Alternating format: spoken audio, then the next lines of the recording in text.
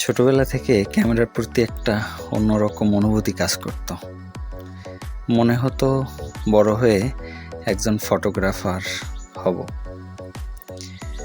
ইচ্ছে ছিল, তাই আস্তে আস্তে ফটোগ্রাফি, এরপরে ভিডিওগ্রাফির দিকে ঝুঁকে গেলাম।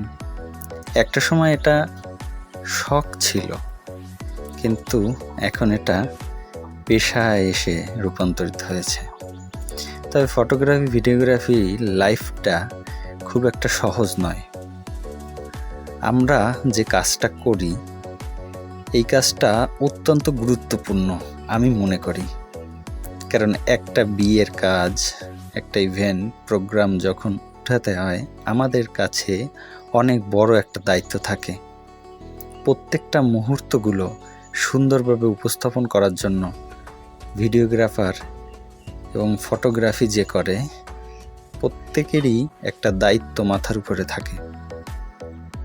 যতক্ষণ এই দায়িত্বগুলো আমরা ক্লায়েন্টের হাতে পৌঁছে দিতে না পারছি, ততক্ষণ পর্যন্ত আমাদের মাথায় একটা টেনশন থাকে। তবে ফটোগ্রাফি এবং ভিডিওগ্রাফি যারা করে, তারা এখনও অনেক জায়গায় অসম্মানিত হয়। তবে আমি সব জায়গার কথা বলবো না।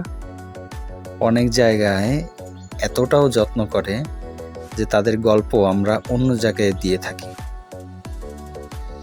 আমরা সবাই মিলে চেষ্টা করি একটা সুন্দর গল্প ফুটিয়ে তুলতে, কিন্তু ক্লায়েন্ট যখন আমাদের সময় দেয় না, তখন আমরা আমাদের ইচ্ছে থাকা সত্ত্বেও ভালো কোনো কিছু আমাদের ক্লায়েন্টের হাতে উপহার দিতে পারি না।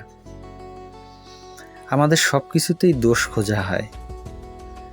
আমরা সময় চাইলে, সময় না দিতে পারলে সেটাও আমাদের দোষ। আমরা ভালো একটা গল্প তৈরি করে দিতে চাইলে সেটাই তারা সময় দিতে না পারলে তাতেও দোষ। তারপরেও ফটোগ্রাফি করতে হবে জীবনের চাহিদায় চলার জন্য। নিজের পেশা হিসেবে এটাকে বেছে নিয়েছি, তাই ফটোগ্রাফি ভিডিওগ্রাফি লাইফটা অনেক ভালোবাসি।